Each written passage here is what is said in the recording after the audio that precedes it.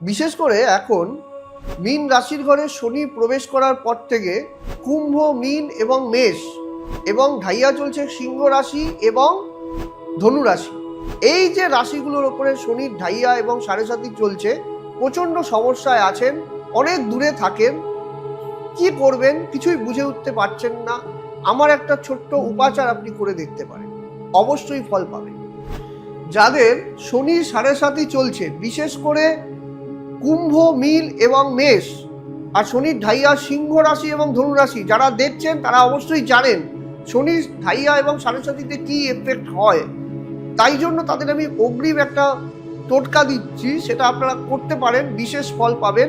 একদমে পিতলের একটা থালা কিনে আনবেন বাজার থেকে এবং সেখানে সরষের তেল এবং কালো তিল দিয়ে নিজের মুখ দেখে সেখানে সেই থালটি গিয়ে বা থালাটি গিয়ে কোনো শনি মন্দিরে গিয়ে দিয়ে আসবেন। দিয়ে আসার পরে আপনি বাড়িতে চলে আসুন, 3টে শনিবার কিন্তু করুন, দেখবেন শনির অশুভ প্রভাব কিছুটা হলেও দূরীভূত হবে। এবং যদি এর থেকেও বেশি সমস্যা থাকে তবে আপনি অবশ্যই বুকিং নাম্বারে যোগাযোগ করবেন। নমস্কার।